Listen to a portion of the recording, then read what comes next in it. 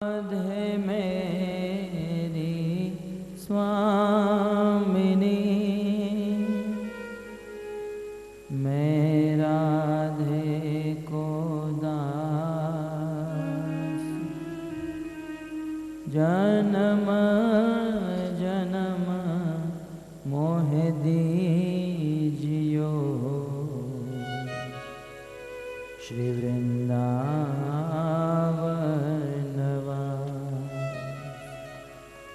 राधा तू बड़ भागिनी, कौन तपस्या की तीनों लोक के नाथ है, सो तेरो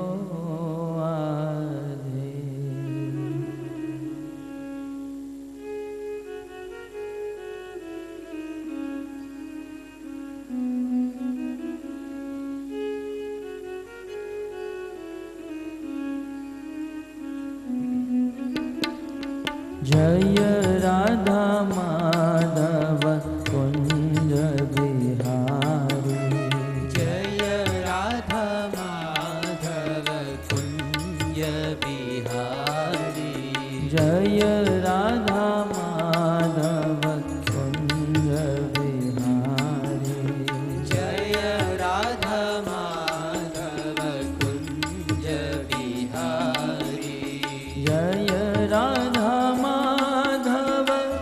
कुंज बिहारी, जय राधा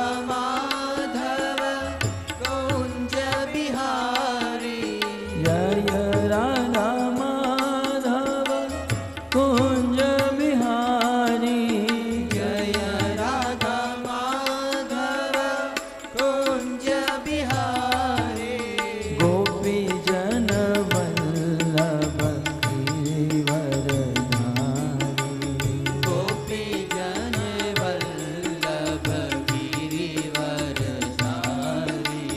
गोपी जन वल्लभ गिरिवरधारी, गोपी जन वल्लभ गिरिवरधारी, जय राधा माधव कुंज बिहारी, जय राधा माधव कुंज बिहारी,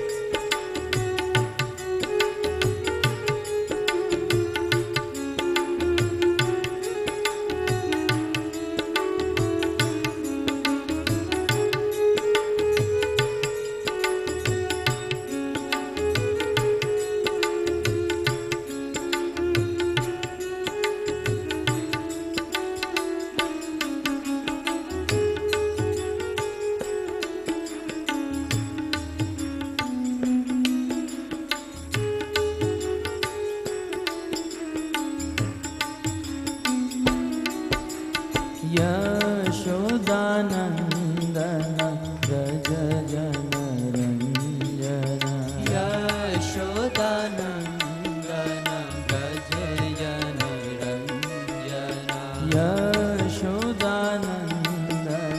व्रज जन रंजन, यशोदानंदन व्रज जन रंजन, यशोदानंदन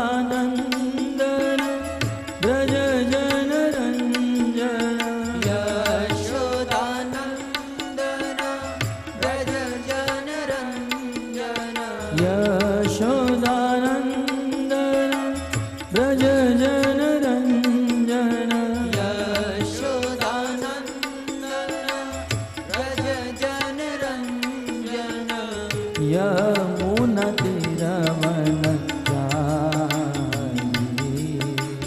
यमुना तीरवन चारी, यमुना तीर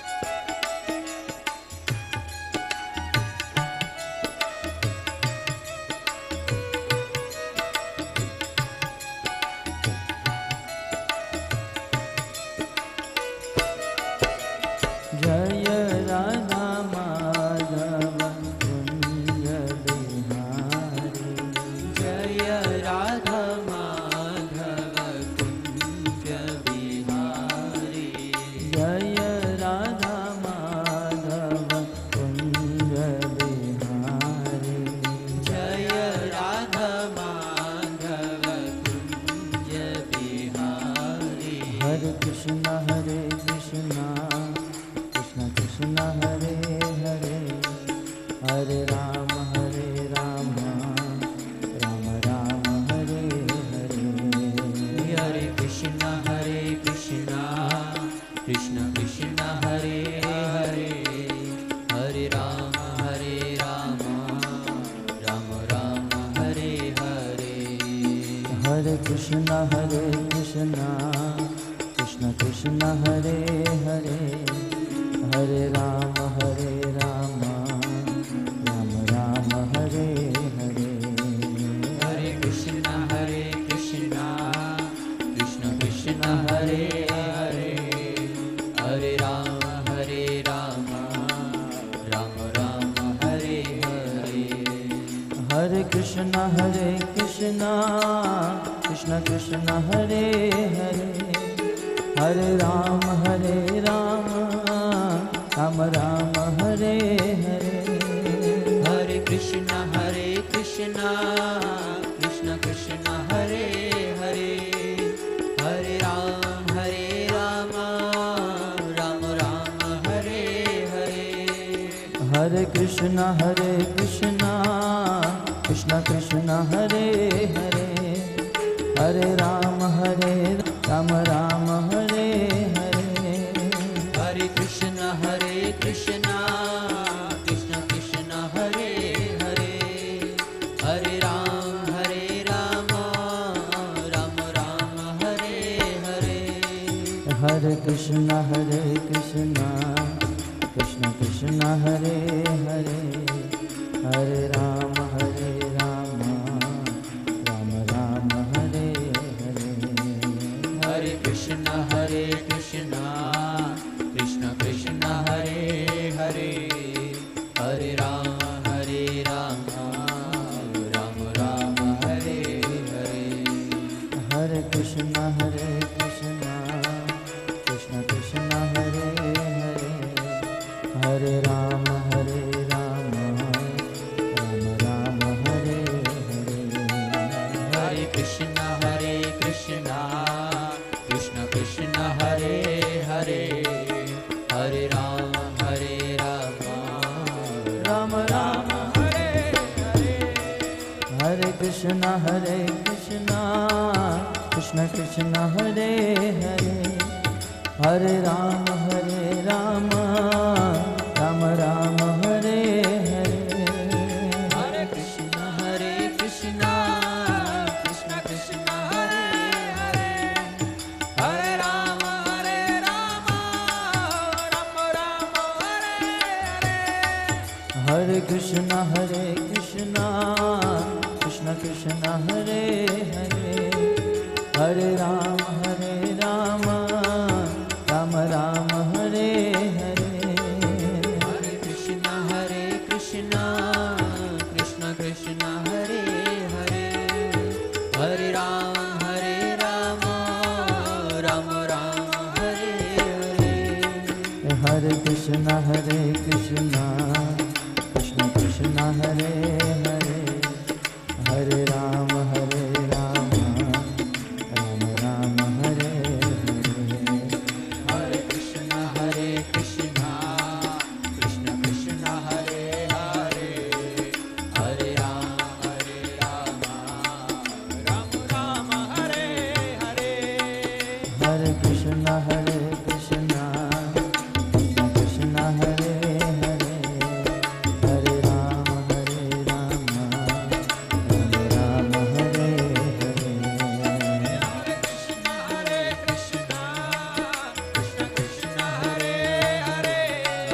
Hare Rama, Rama Rama, Hare Hare. Hare Krishna, Krishna Krishna, Hare Hare, Hare Rama, Rama Rama, Hare Hare. Hare Krishna, Krishna Krishna, Hare Hare, Hare Rama, Rama Rama, Hare Hare. Hare Krishna, Krishna Krishna, Hare Hare, Hare Rama, Rama Rama, Hare Hare. Hare Krishna, Krishna Krishna,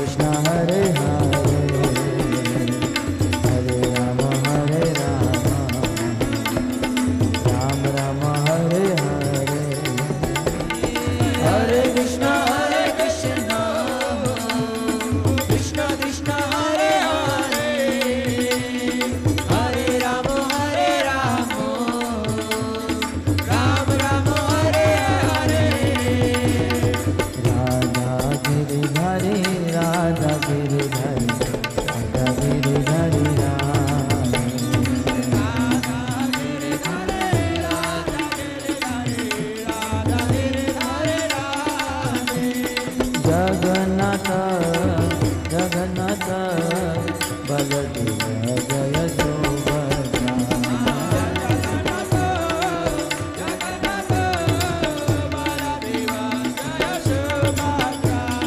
Jagannath Jagannath Baldev जय सुभद्रा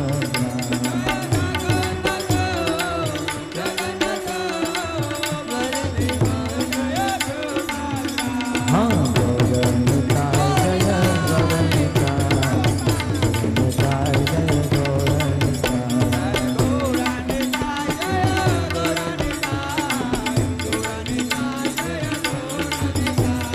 प्रभुपद प्रभुपद प्रभुपद शिल प्रभुपद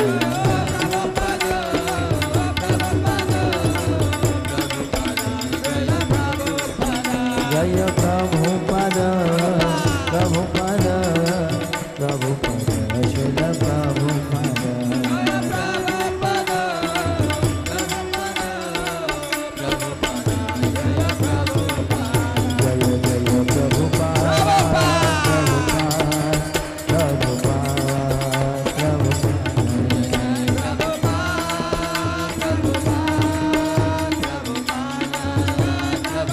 नित्य गौरा हरि बोल हरि बोल हरि बोल हरि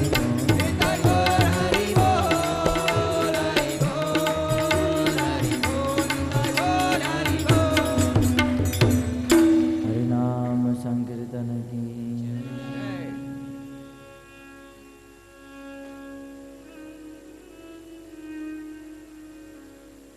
यं ब्रह्मा वरुणेन्द्र रुद्रमरुता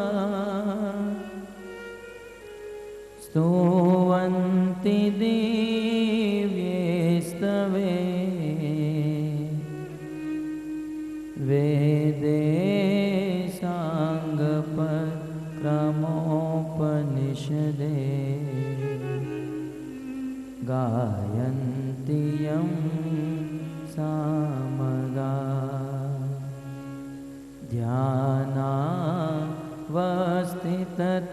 ध्यानावस्थिततद्गतेन मनसा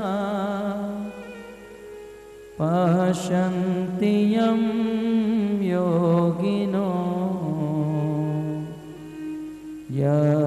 यस्यान्तं न विदुः सुरासुरगणा देवाय तस्मै नमः देवाय तस्मै नमः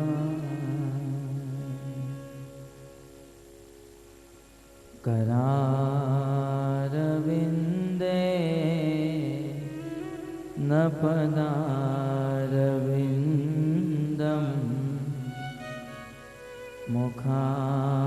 मुखारविन्दे विनिवेशयन्तम् वटस्य पत्रस्य पुटे शयानम् बालं मुकुन्दं मनसा स्मरा श्री कृष्ण गोविंद हरे मुरारे हे नाथ नारायण वासुदेव जिहवे पिबत्स्वा मृत में देव गोविंद दामो दरमा हवेति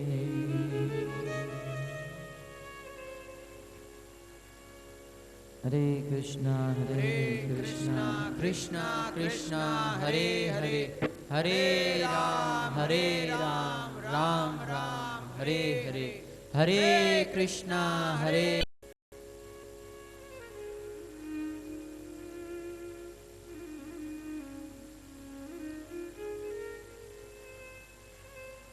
आप सब भक्तों का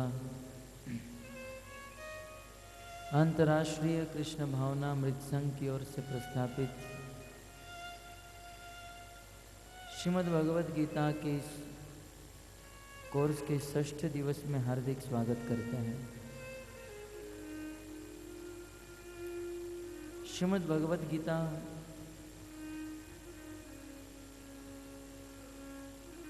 जिसकी असीम अपरिसीम महिमा है, वराह पुराण में वेद व्यास जी लिखते हैं, गीतायाम पुस्तकम यत्र यत्र पाठ प्रवर्तते तत्र सर्वाणि तीर्थानि प्रयागादीनि तत्र वै। यत्र अर्थात जिस स्थान पर श्रीमद् भगवद गीता का पाठ होता है, जिस स्थान पर बैठकर भगवद गीता को समझने का प्रयास किया जाता है,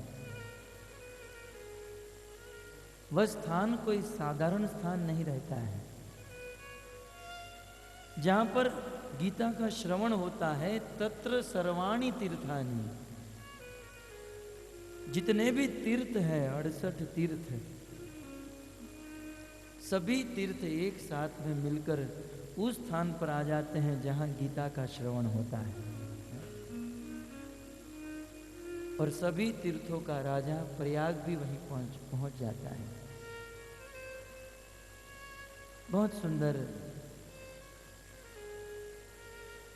ये समारोह तीर्थराज प्रयाग के समान है। वैसे तो तीर्थराज प्रयाग में यदि जाना है तो मैं यहाँ से ट्रेन पकड़कर इलाहाबाद जाना होगा, समय निकालना होगा। परंतु आचार्यों ने इस भगवद गीता के सत्र को, संतों के समागम को जंगम तीर्थराज कहा है। संतों का जो समाज है, चलता हुआ प्रयाग है। यदि कोई व्यक्ति इस समाज में आकर बैठ जाता है, इस गीता के सत्र में आकर बैठकर ध्यान से श्रवण करता है, तो उसे उतना ही फल मिलता है जितना यह तीर्थ स्थानों में वास करने से फल मिलता है। मैं तो यह कहूंगा कि इन सब तीर्थों में जाकर गंगा यमुना सरस्वती में स्नान करके यदि हमारी विषय वासना दूर नहीं होती है, तो यह सब तीर्थ स्थानों में जाने की कोई आवश्यकता नहीं है। क्योंकि यह सब तीर्थ स्थानों में जाकर हमारा हृदय पवित्र होगा या नहीं होगा, इसमें कुछ संशय है। परंतु गीता के ऐसे सत्र में आकर यदि आप बैठते हो तो निश्चित रूप से आपका हृदय परिवर्तन हो जाता है, हृदय पवित्र हो जाता है।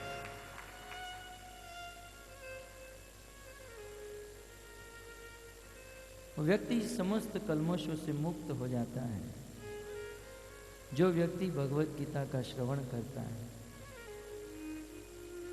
गत सत्र में श्री भगवान के विषय में हम सब लोगों ने जाना। भगवान एक ही है, वो है कृष्ण। अन्य देवी देवताओं के विषय में कुछ श्रवण करने का अवसर प्राप्त हुआ। समस्त देवी देवता मिलकर भगवान श्री कृष्ण की उपासना करते हैं। संसार में मायाबद्ध जीव माया में फंसे होने के कारण कभी कभी भगवान को पहचान नहीं सकते हैं, परंतु संतों के माध्यम से, शास्त्रों के अध्ययन से और भगवान की लीला से हम समझ सकते हैं सुप्रीम पर्सनालिटी कौन है।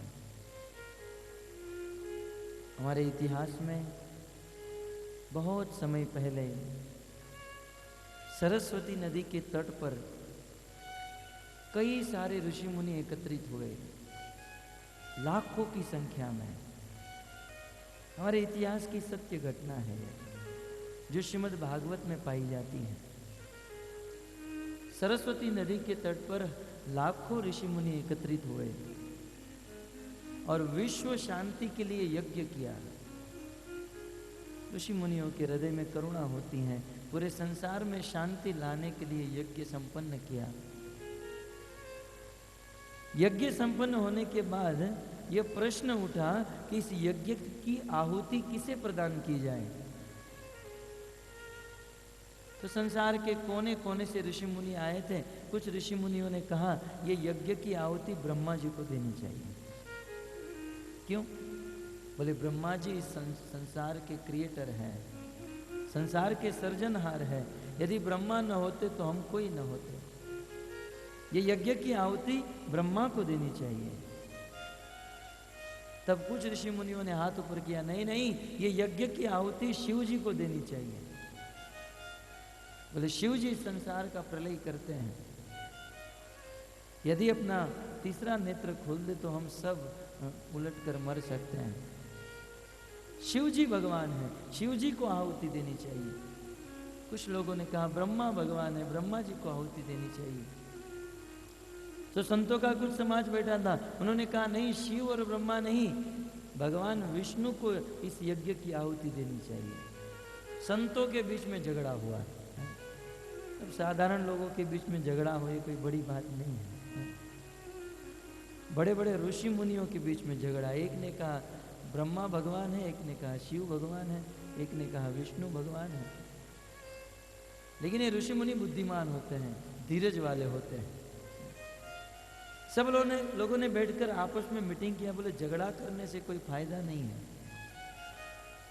एक काम करते हैं, ये सभी देवताओं में ये तीन देवता श्रेष्ठ है ना, ब्रह्मा विष्णु महेश, ये तीनों की परीक्षा लेकर देख लेते हैं कि इन तीनों में से श्रेष्ठ कौन है। ये बात सही है। बोले परीक्षा लेने जाएगा कौन? तो इस लाखों ऋषि मुनियों में सबसे ज्येष्ठ और सबसे श्रेष्ठ एक ऋषि मुनि जिसका नाम था भृगु ऋषि। ये भृगु ऋषि ब्रह्मा जी के पुत्र और शिव जी के भाई हैं।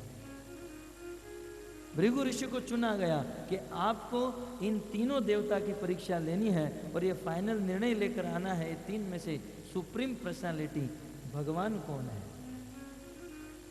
बोले ठीक है, मैं परीक्षा लेने तो जाऊंगा, लेकिन क्वेश्चन पेपर क्या है, परीक्षा लूंगा क्या उन लोगों की।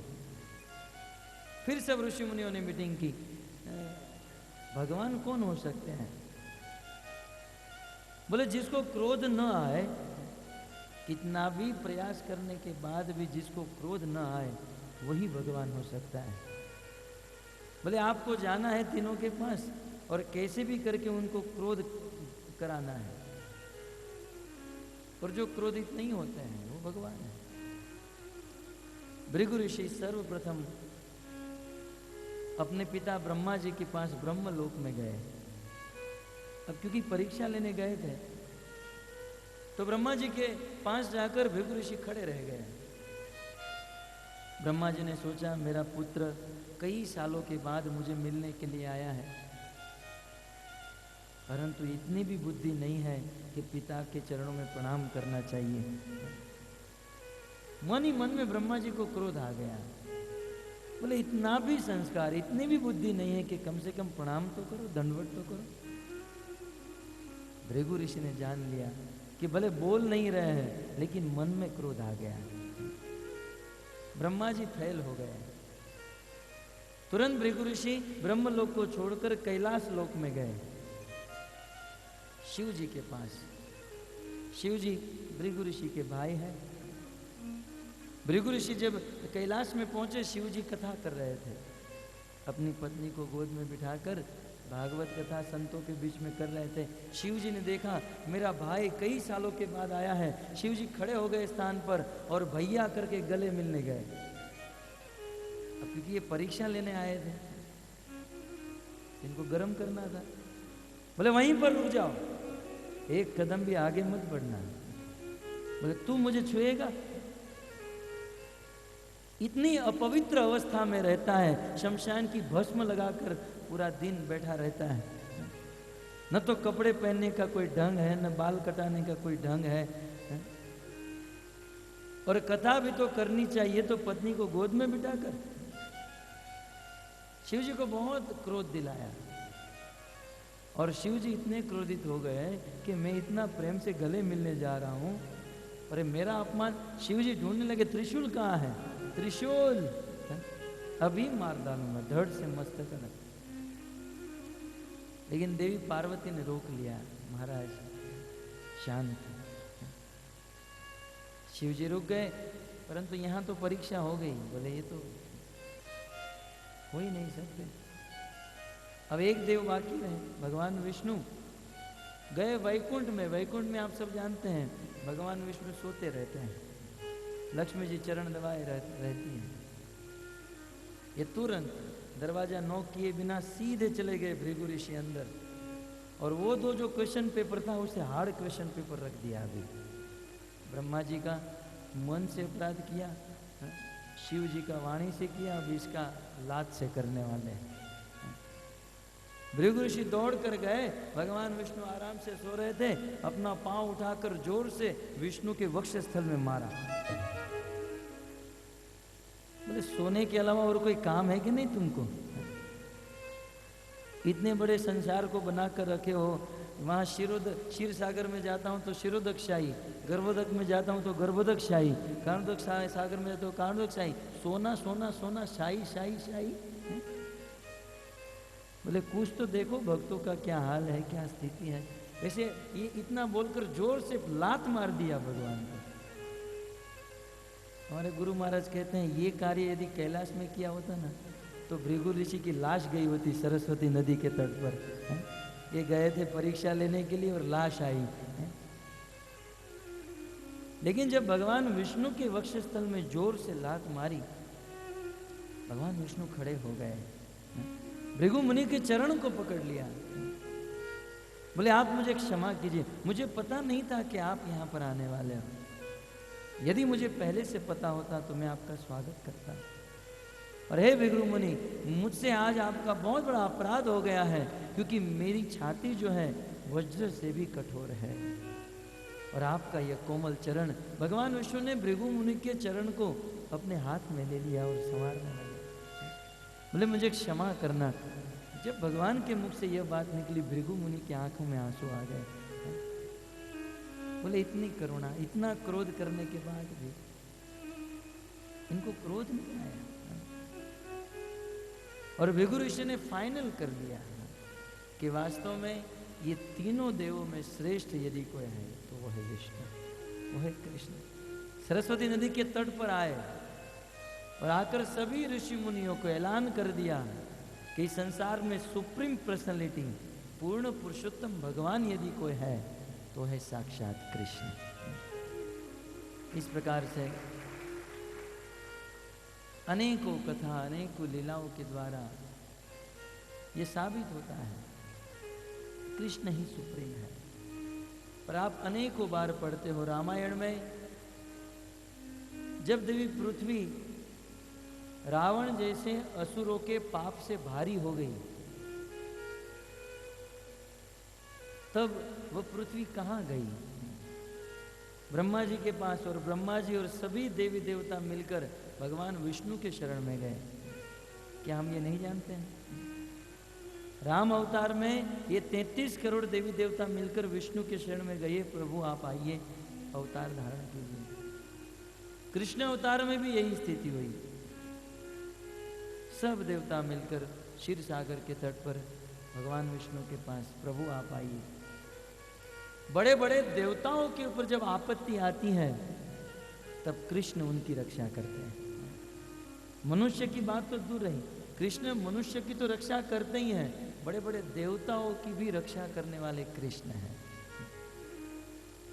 एक बार हमारे इतिहास में वृकासुर नाम का एक असुर था। उन्होंने तामसी तपस्या करके शिव जी को प्रकट किया। शिव जी सामने प्रकट हुए अपनी पत्नी को लेकर कहा, मैं तुम्हारी तपस्या से प्रसन्न हूं, क्या चाहिए? तब वृकासुर ने कहा, महाराज आप मुझे आशीर्वाद दीजिए कि मैं अमर हो जाऊं। ऐसा आशीर्वाद मैं नहीं दे सकता हूं, और कुछ मांगो। बोले तो एक काम करो, मैं मेरा हाथ जिसके मस्तक पर रखूं वो जलकर भस्म हो जाए, ऐसा वरदान दे दो। शिव जी ने कहा, तथास्तु, तुम अपना हाथ जिसके मस्तक पर रखोगे वो जलकर भस्म हो जाएगा। जैसे ही शिव जी ने तथास्तु कहा, वरदान दिया, अब असुरों की बुद्धि बहुत बिगड़ी हुई होती है। वे ये नहीं जानते हैं कि किसका ऋण हम पर है, कृतज्ञता कृतज्ञता, ये कुछ नहीं जानते हैं। जिस शिव जी ने उनको वरदान दिया, उस असुर की दृष्टि भगवान भोलेनाथ शिव जी की पत्नी के ऊपर गई। बोले, इसने मुझे वरदान दिया है ना, ये हाथ इसी के ऊपर रखकर शिव जी को मार डालूंगा, उसकी पत्नी को लेकर भाग जाऊंगा। वृकासुर ने सावधान किया शिव जी को, और शिव जी ने सोचा कि मेरा वरदान मुझी पर है। शिव जी वहां से भागे। बोले, अब तो बचना है तो भागने के सिवाय और कोई उपाय नहीं है। शिव जी आगे आगे, वृकासुर पीछे पीछे। बहुत भागे, बहुत भागे, परंतु वृकासुर ने जब पीछा नहीं छोड़ा, तब शिव जी ने भगवान कृष्ण को याद किया। ये भागवत की कथा है। कृष्ण को जैसे ही आप प्रेम से, हृदय से याद करते हो, तुरंत प्रकट हो जाते हैं। कृष्ण आए, बोले, भोलेनाथ कहाँ भागे जा रहे हैं? बोले, पीछे वृकासुर पड़ा है। बोले, क्या हुआ? बोले, मैंने उनको वरदान दिया कि जिनके मस्तक पर हाथ रखोगे वो भस्म हो जाएगा, और वो मुझे ही भस्म करने आ रहा है।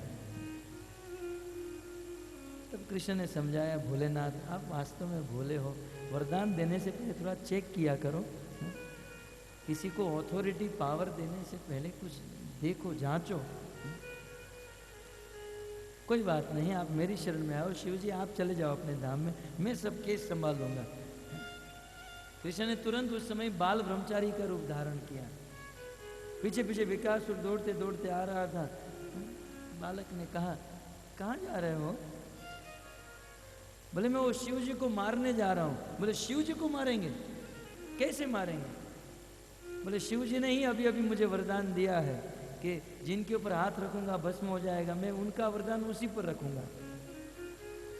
भगवान जोर जोर से हंसने लगे। बोले, हंस क्यों रहे हो? बोले, तुम भी बिल्कुल बुद्धू हो, पागल हो। क्यों? बोले, तुम जानते नहीं हो, जब से दक्ष प्रजापति ने शिव जी को अपने यज्ञ से निकाल दिया है, तब से शिव जी की सारी शक्ति समाप्त हो गई है। तब से उनके सारे वरदान विफल जाते हैं। तुम भी शिव जी की बातों में आ गए। शिव जी में कोई दम नहीं है, उसमें अब कोई दम नहीं रहा है, उसको यज्ञ की आहुति भी नहीं मिलती है। ये सब वरदान फोकट का है। और यदि तुमको मेरी बात पर भरोसा नहीं है तो अपने सिर पर हाथ रख के देख लो, चेक कर लो। कृष्ण की बातों में उलझ गया और अपना हाथ अपने ही मस्तक पर रखा, जलकर भस्म हो गया। भस्मासुर, उनका नाम ही हो गया भस्मासुर। इन सब कथाओं से हम समझ सकते हैं शिव जी की रक्षा करने वाले कृष्ण हैं। बड़े बड़े देवताओं की रक्षा करने के लिए कृष्ण आते हैं। तो इस प्रकार कृष्ण पूर्ण पुरुषोत्तम। और यदि कोई व्यक्ति कृष्ण की भक्ति करता है तो वह व्यक्ति संसार में सभी लोगों को प्रसन्न कर लेता है। आपने रविवार को एक बहुत सुंदर नाटिका का दर्शन किया। कथा आप सब लोग जानते हैं, संक्षिप्त में आपको कहूँ, महाभारत का प्रसंग था और दुर्योधन ने पांडवों को वनवास दिया था। 12 वर्ष के लिए वनवास और 1 साल का अज्ञातवास। पांडव गण वनवास में थे और दुर्योधन के घर पर दुर्वासा ऋषि आए अपने 10,000 शिष्यों को लेकर। दुर्योधन ने 56 भोग खिलाया। दुर्वासा ऋषि प्रसन्न हुए, बोलो तुम्हें वरदान में क्या चाहिए? कुछ लोग होते हैं भगवान से मांगना होता है तो भी दूसरों का भला नहीं सोचते हैं। दुर्योधन ने कहा कि मुझे तो वैसे तो कुछ नहीं चाहिए, लेकिन मन में प्लान बना लिया, यदि ये दुर्वासा ऋषि पांडवों के पास जाएंगे, ये 10,000 को खिला तो पाएंगे नहीं, और यदि ये 10,000 को भोजन नहीं करा पाए तो ये दुर्वासा ऋषि श्राप दे देंगे और मरेंगे। तब दुर्योधन ने कहा, आप एक काम कीजिए, आपने जो कृपा मुझ पर की वही कृपा हमारे भाई पांडवों पर कीजिए, और याद रहे 10,000 शिष्यों को साथ में लेकर जाना है, उनको भी सौभाग्य दीजिए। अरे कोई बात नहीं। दुर्वासा ऋषि पांडवों के वहां गए, युधिष्ठिर महाराज को कहा, हमें भूख लगी है, हमारे लिए भोजन तैयार कराओ। धर्मराज ने कहा, कोई बात नहीं, कहा हम लोग स्नान करके आते हैं। यहाँ युधिष्ठिर महाराज द्रौपदी को कहे कि आप जरा अक्षय पात्र से 10,000 शिष्यों का भोजन तैयार करो। द्रौपदी ने कहा, क्षमा करो प्रभु, मैंने तो उस अक्षय पात्र को धो दिया है। द्रौपदी के पास ऐसा अक्षय पात्र था कि उस अक्षय पात्र से जितना भी लोग का भोजन चाहो उतना भोजन मिल सकता था, लेकिन उसे धो देने के बाद फिर दूसरे दिन वो भोजन प्रकट होता था। द्रौपदी ने भोजन उस अक्षय पात्र को धो कर रखा था, बोले अब कोई चांस नहीं है, अब तो कल ही भोजन बनेगा। युधिष्ठिर महाराज ने कहा, यदि भोजन नहीं बना तो हमको श्राप मिल जाएगा, लोग मारे जाएंगे, क्या करे क्या करे। लेकिन आखिर तो कृष्ण के भक्त थे ना पांडव, कृष्ण को याद किया, याद करते ही कृष्ण प्रकट हो गए। बोले क्या दुविधा है, बोले वचन दे चुके हैं दुर्वासा ऋषि 10,000 शिष्यों को भोजन कराने का, और हमारा अक्षय पात्र हमने धो दिया है। बोले ठीक से देखो, बोले धो दिया है, जरा अक्षय पात्र लेकर आओ। उस अक्षय पात्र में एक चावल का दाना था। आप सब लोग इस बात को जानते हैं। उस एक चावल का दाना भगवान श्री कृष्ण ने अपने मुख में रखा, कृष्ण का पेट भर गया, कृष्ण को डकार आई। महाभारत में वर्णन है, उस समय इस ब्रह्मांड में रहने वाले समस्त जीवों का पेट भर गया और समस्त जीवों को डकार आई। क्या इतनी सी कथा से हमारी बुद्धि नहीं चल सकती है कि हमने यदि केवल कृष्ण को भोजन करा लिया तो ब्रह्मांड में रहने वाले सभी देवता, सभी पितृ, सभी गंधर्व, किन्नर और मनुष्य का पेट भी भर सकता है? यदि हमने कृष्ण को तृप्त कर दिया, यदि हमने कृष्ण की भक्ति कर ली तो देवताओं की, पितरों की, गंधर्व की, सबकी भक्ति हो जाती है। इस प्रसंग से ज्ञान प्राप्त होता है। श्री प्रभुपाद जी अक्सर कहते हैं, Krishna is root of everything. Krishna जो है सबके मूल है, और यदि किसी मूल की आप भक्ति करते हो तो शाखा, डाली, पत्ते, फल, ये सब की भक्ति हो जाती है। इसलिए यथा तरोमूल निषेच नेन तृप्यंति तत्स्कंद भुजोपशाखा, हम सबको बुद्धिमान बनकर ये सभी देवता, पितृ, गंधर्व, देवी, ये जिनके मूल कृष्ण है, उस कृष्ण की शरणों में जाना और कृष्ण की भक्ति करना चाहिए। बुद्धिमान व्यक्ति कृष्ण की भक्ति करता है, ये मैं नहीं कहता हूं। अब ऐसा मत समझो मैं कृष्ण का भगत हूं। इसके लिए आप गीता सुनने आए हैं ना, गीता खोलकर पढ़िए। गीता में कृष्ण स्वयं कहते हैं कि जिसकी बुद्धि माया के द्वारा हर ली गई है, जो बुद्धू है, मूर्ख है, वह देवी देवताओं के शरण में जाता है, बाकी जो बुद्धिमान है वो मेरा भजन करेगा। यज्ञ संकीर्तन प्राय यजंती सुमेधस, जिसकी मेधा, जिसकी बुद्धि बहुत श्रेष्ठ है, वही मेरा भजन कर सकता है। कृष्ण ने भगवत गीता में कहा है, कृष्ण की भक्ति करना बुद्धिमान है। आप कृष्ण की थोड़ी सी भी भक्ति करते हो ना तो इसका बहुत फल मिलता है, और अन्य देवी देवताओं की भक्ति कर करके मर जाओगे, इसका फल नहीं मिलेगा। इतिहास आपके सामने है, खोल कर देख लीजिए। ब्रह्मा का एक भगत हुआ सतयुग में, और जिसका नाम था हिरण्याकश्यप। ब्रह्मा जी का भक्त था। उसके विषय में भागवत के 7वें स्कंद के 3 अध्याय में आया है, हिरण्याकश्यप राजन अजेय जरामरम आत्मानम प्रतिद्वंदम एक राट व्यदित सतेपे मंदर द्रोण्याम तप परम दारुणाम ऊर्ध्व बाहु नवो दुष्टि पादांगुष्टाश्रिता बने। ब्रह्मा जी को प्रसन्न करने के लिए द्रोणाचल पर्वत की तलेटी में जाकर भोजन छोड़कर, पानी छोड़कर, निद्रा छोड़कर, ऊर्ध्व बाहु अपनी दोनों भुजा ऊपर करके, अपनी दोनों दृष्टि आकाश की ओर करके, केवल पृथ्वी के ऊपर अपना अंगूठा रखकर खड़ा रह गया। एक दो दिन के लिए नहीं भक्तों, भागवत में वर्णन है, ये कथा नारद मुनि राजसूय सभा में युधिष्ठिर महाराज को सुनाते हैं। बोले एक दो दिन के लिए नहीं, अंगूठे के ऊपर हाथ ऊपर करके, नभ की ओर दृष्टि करके 36,500 वर्ष तक खड़ा रहा।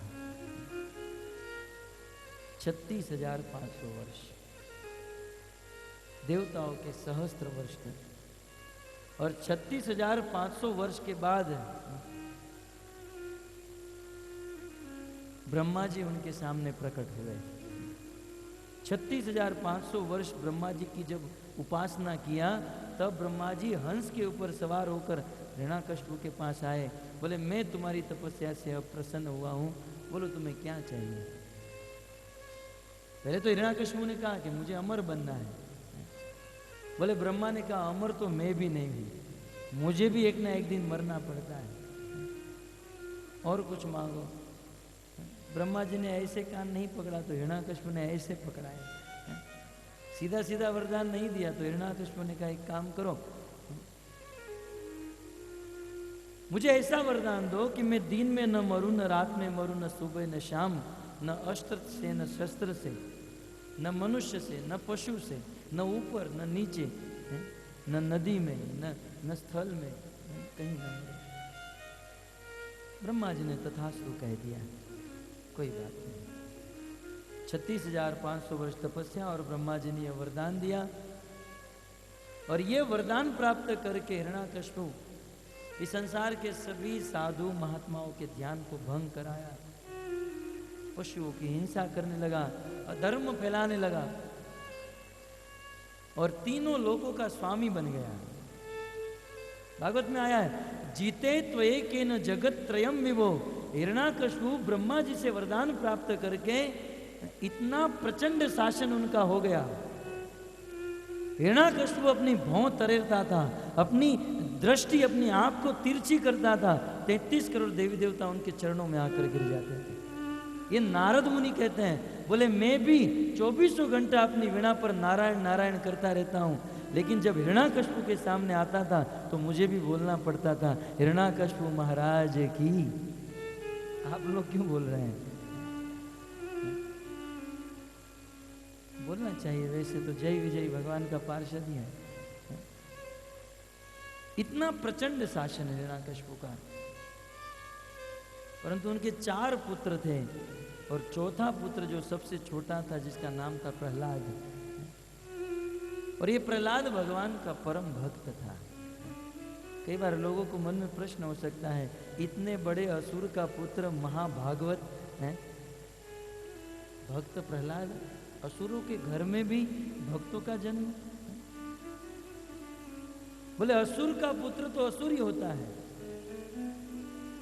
लेकिन जब हिरण्याकश्यप ने गर्भाधान किया था, भगवान का स्मरण किया, और प्रहलाद जब उनकी माँ के गर्भ में थे, तब नारद जैसे ऋषि मुनियों के पास बैठकर भगवान की कथा का श्रवण किया था। इस प्रभाव के कारण उनका पुत्र जो था परम शुद्ध भक्त, तीनों लोग हिरण्याकश्यप के चरणों में, तीनों लोगों का स्वामी, लेकिन उनका ही पुत्र उनको भारी पड़ गया। बोले मैं आपको भगवान नहीं मानता हूं। हिरण्याकश्यप ने बार बार उनको समझाया, बोले नहीं, भगवान तो एक ही है, विष्णु। हिरण्याकश्यप ने प्रहलाद को मारने का बहुत प्रयास, बहुत।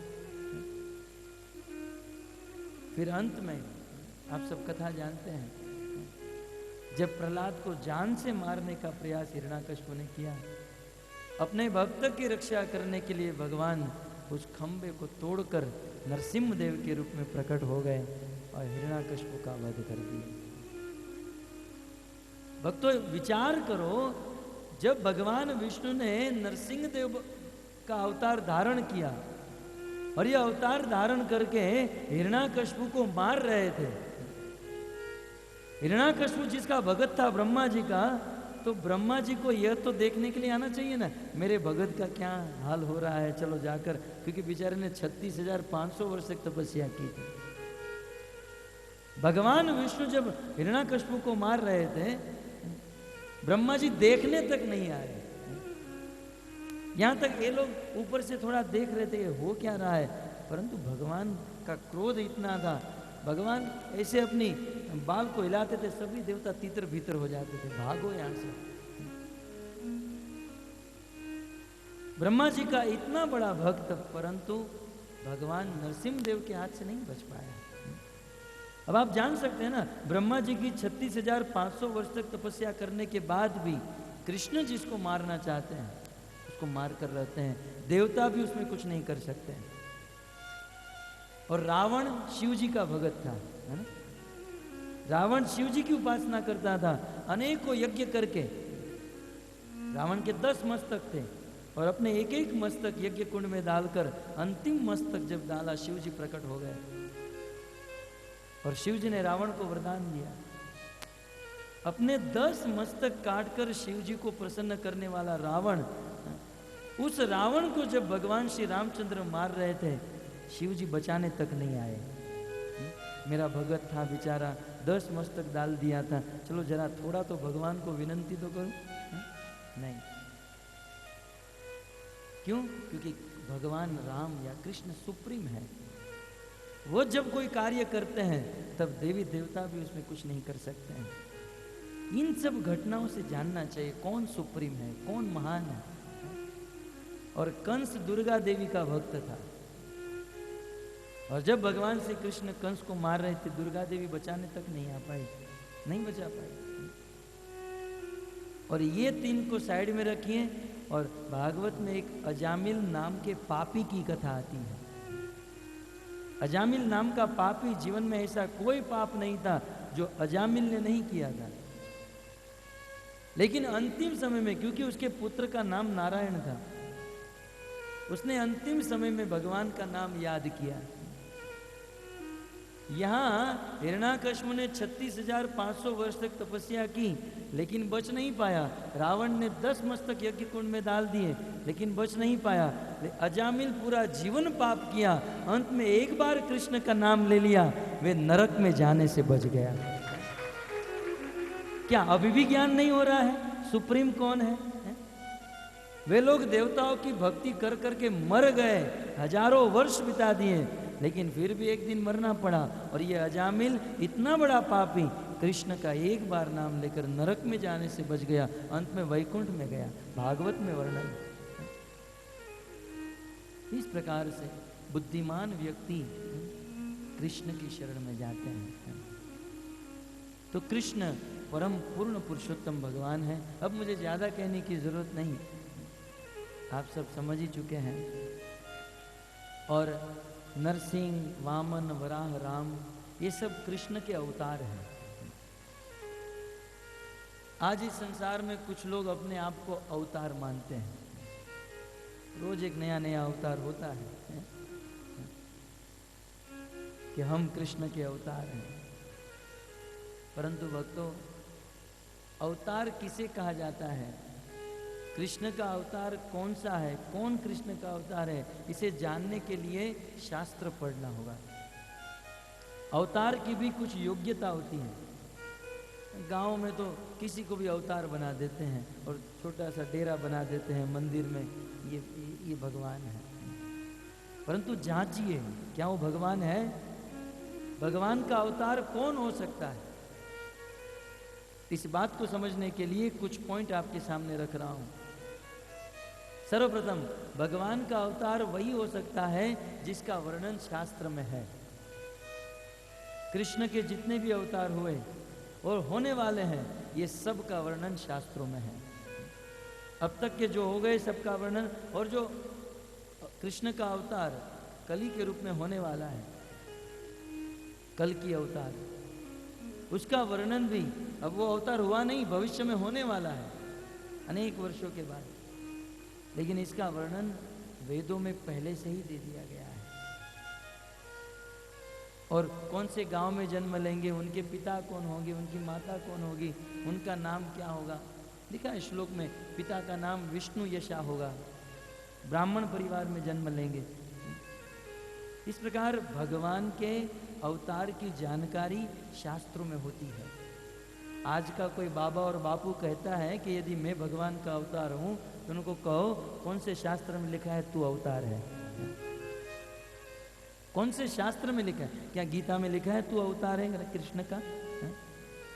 तेरा नाम, तेरे पिता का नाम, माता का नाम, क्या कोई पुराण में, वेदों में लिखा है?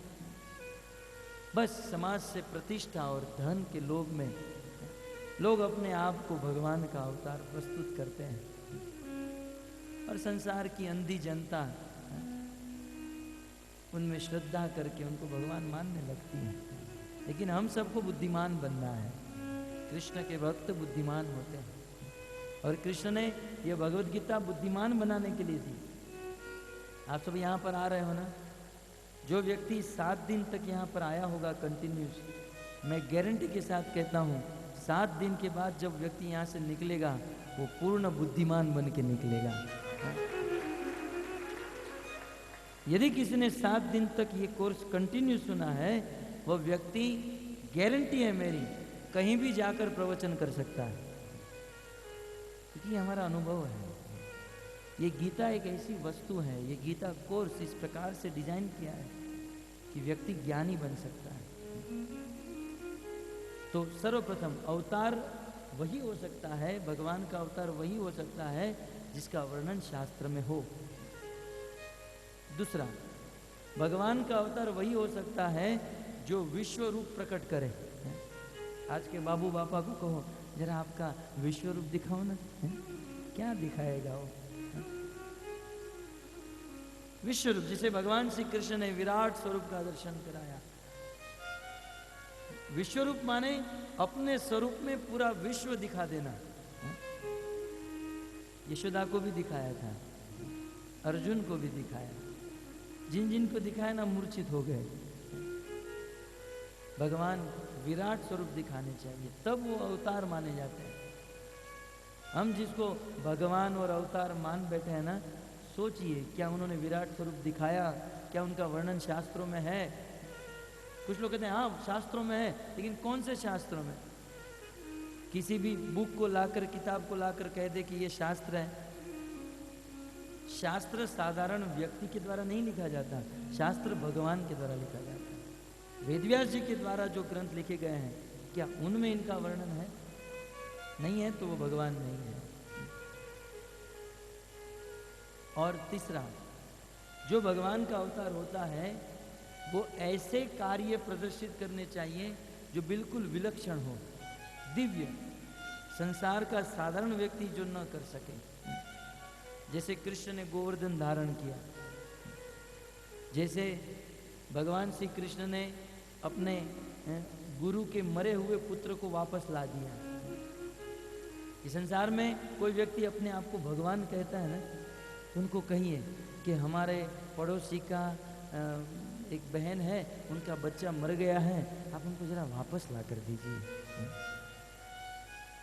जब मरे हुए को जीवित कर देंगे तब माना जाएगा कि ये भगवान है, भगवान का अवतार, क्योंकि भगवान में ये शक्ति होती है मरे हुए को जीवित करने की। आप समुद्र मंथन के प्रसंग में देखिए, मंदार पर्वत को उठाकर ये देवता और असुर समुद्र मंथन मंदार पर्वत को उठाकर करने जा रहे थे। पर्वत का वजन बहुत था, पर्वत गिरा और सब लोग उस पर्वत के नीचे शहीद हो गए, मर गए। भागवत में सुखदेव गोस्वामी वर्णन करते हैं कि उस समय भगवान श्री विष्णु गरुड़ के ऊपर सवार होकर आए और अपनी अमित दृष्टि, अपनी आंख की दृष्टि मात्र से सभी असुर और देवताओं को, मरे हुए असुर और देवताओं को जीवित कर दिया। इस एक बार नहीं, अनेक बार। सांदीपनि मुनि के आश्रम में गए और विद्या सीखने के बाद कहा कि गुरुजी, गुरु दक्षिणा में क्या चाहिए? गुरुजी ने कुछ नहीं मांगा, लेकिन गुरु माँ ने कहा कि हमारा बेटा एक बार पिकनिक करने गया था, वो डूब कर मर गया है, उसे वापस ला कर दो। आज जो अपने आप को भगवान मानते हैं उनको कहिए हमारा मरा हुआ बेटे को वापस ला कर दो। कृष्ण ने ला कर दिया, समुद्र में गए, वहां नहीं मिला। वैकुंठ में देखा, वहां नहीं। फिर नरक में गए, यमराज जी के पास। बोले मेरे गुरु का बेटा यहाँ आया है। यमराज जी ने कहा हाँ। बोले मुझे लौटा दो। यमराज जी कहा लेकिन उसके कर्म में लिखा है यहाँ। बोले उनके कर्म में जो भी लिखा हो, क्योंकि मैं उसको लेने के लिए आया हूँ, मुझे वापस लौटा दो। यमराज जी ने आदर सहित उस लड़के को दे दिया और कृष्ण उस मरे हुए बेटे को लाकर अपने गुरु और गुरु माँ को सौंप दिया। इसे कहते हैं विलक्षण कार्य। अवतार के द्वारा विलक्षण कार्य होते हैं। चौथा पॉइंट, अवतार वह हो सकता है जिसका उपदेश अद्वितीय हो।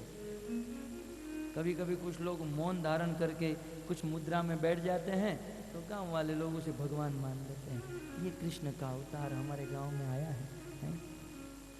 क्यों? क्योंकि वो मौन रहता है।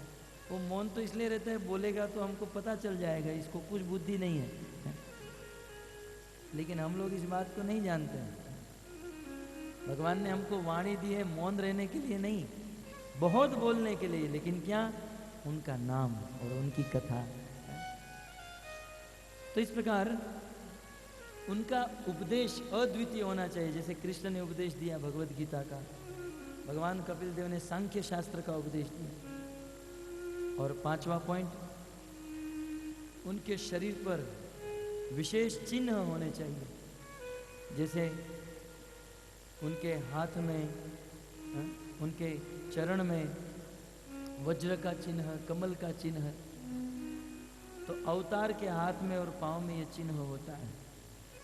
तो इस संसार में जब कोई व्यक्ति ये दावा करता है कि मैं भगवान का अवतार हूँ, कृष्ण का अवतार हूँ, तो आप सबको मैं बुद्धि दे रहा हूँ, ये सब पॉइंट देखिएगा कि क्या ये सब उनमें है।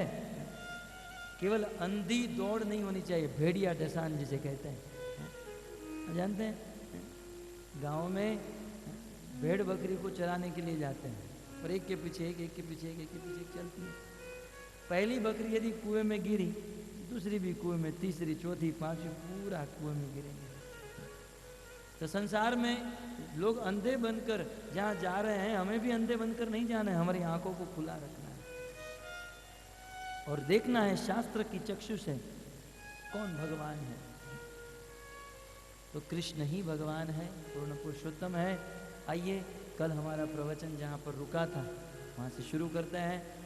हमारा प्रश्न ये था कि ठीक है, कृष्ण ही भगवान है, कृष्ण ही सुप्रीम है, तो कृष्ण को अपने घर में रहने दीजिए, हम हमारे घर पर, उसकी ज़रूरत क्या है हमको? वो महान है तो महान है, चलो भाई मान लिया महान है। कृष्ण की हमको क्यों ज़रूरत है? कौन बता सकता है? कुछ लोग कहेंगे प्रभु जी गाड़ी बंगला भी चाहिए ना, कुछ पैसा भी चाहिए ना प्रभु जी, थोड़ा सुख भी चाहिए, अच्छी पत्नी भी चाहिए। हमें कृष्ण की जरूरत क्यों है? आइए मैं ही कह देता हूं, हमें कृष्ण की जरूरत इसलिए है क्योंकि हम आत्मा है और हमारा एक स्वभाव है। आत्मा का एक स्वभाव है, स्वरूपगत स्वभाव, जो स्वभाव कभी छूट नहीं सकता है। और मित्रों, वह स्वभाव है प्रेम करना। आत्मा सब कुछ छोड़ सकती है लेकिन प्रेम करना नहीं छोड़ सकती। मैं आपको एक कथा सुनाऊंगा, किसी और की नहीं, आपकी अपनी कथा है, अपनी व्यथा सुना रहा हूं। इस संसार में जब कोई बालक का जन्म होता है तो जन्म से ही वह बालक अपनी माँ से प्रेम करता है। माँ का दूध पीता है, माँ थोड़ी भी दूर हो गई तो रोने लगता है। वो सो रहा है, जग गया, यदि माँ साथ में नहीं है तो रोने लगेगा। देखा गया है उस बालक का प्रेम माँ के साथ होता है। लेकिन जैसे ही वो बालक थोड़ा बड़ा हो जाता है, थोड़ी बुद्धि आ जाती है, तो वो बालक देखता है कि माँ तो रोटी खिलाती है, सब्जी खिलाती है, पिताजी तो खिलौने लेकर आते हैं। माँ कुछ काम की नहीं है, पिताजी खिलौने लेकर आते हैं। और फिर पिता के साथ प्रेम करता है। अब रोज राह देखकर बैठता है, पिताजी ऑफिस से कब आएंगे। जैसे ही बेल बजता है तुरंत दरवाजा खोलने दौड़ता है। तब उसका प्रेम माँ के साथ हो जाता है, सॉरी पिता के साथ हो जाता है। ये प्रेम कुछ दिन तक चलता है, कुछ महीने कुछ साल तक। लेकिन एक दिन पिताजी घर पर आते हैं, उनकी पत्नी दरवाजा खोलते हैं, बोले आज हमारा चिंटू कहाँ गया? रोज तो आकर दरवाजा खोलता था। बोले अब वो आपके साथ प्रेम नहीं करता है, जैसे मेरे साथ हुआ था वैसे आपके साथ हुआ। बोले क्या हुआ? बोले अब वो अपने मित्रों के साथ प्रेम करता है, खेलना कूदना, पता है ना, पिता माता बुलाते रहते हैं, चलो जल्दी घर आओ। बोले नहीं आऊँगा, मुझे खेलने दो। पहले माँ से प्रेम किया, फिर पिता से, फिर अपने मित्रों से प्रेम करता है। क्रिकेट खेलना, फुटबॉल खेलना, बहुत खेलता है। और अपने मित्रों के साथ 2, 3, 4 साल तक प्रेम रहता है। और ये धीरे धीरे बड़ा होकर कॉलेज में आता है। मित्र लोग रोज क्रिकेट खेलते हैं, लेकिन एक दिन प्रश्न उठा, यार वो चिंटू कहीं नहीं दिख रहा है। तब किसी ने कहा वो यहाँ नहीं आएगा, अब उसे वो हो गया है कॉलेज में किसी लड़की के साथ। तो अब मित्रों के साथ प्रेम हटके फिर कॉलेज में किसी लड़की के साथ प्रेम हो जाता है। उसमें भी 3-4 प्रेम बदलता रहता है। फिर वो स्टेबल होना चाहता है कि चलो एक फाइनल किया जाए। फिर उसका प्रेम अपनी पत्नी के साथ हो जाता है। पत्नी के साथ रहना, बैठना, खाना पीना। पत्नी के साथ प्रेम होने के बाद फिर आप जानते हैं शादी होती है तो बच्चे तो होने ही है। फिर शादी के बाद बच्चे होते हैं तो पत्नी के साथ प्रेम डाइवर्ट होकर फिर अपने बच्चे के साथ प्रेम हो जाता है। मेरा बच्चा, पत्नी तो कहीं दूर है लेकिन मेरा बच्चा, मेरा बच्चा। फिर वो बच्चा, फिर बच्चे की कथा भी ऐसी है, वो बच्चा माँ से प्रेम करता है, बड़ा होकर पिता से, ये साइकिल चलती रहती है। लेकिन ये लोग अपने बच्चे को इंग्लिश मीडियम में पढ़ाते हैं, और वो भी है ये दिल्ली बोर्ड और मुंबई बोर्ड नहीं, ऑक्सफोर्ड, बाहर से बहुत हाई क्लास का एजुकेशन देते हैं और वो पढ़ता है। फिर हाई क्लास का एजुकेशन हो गया तो लड़की भी हाई क्लास की एजुकेशन वाली चाहिए है। वो हाई क्लास के एजुकेशन वाली लड़की आती है, शादी होती है उनके लड़के की। कुछ दिन के बाद कहती हैं कि यार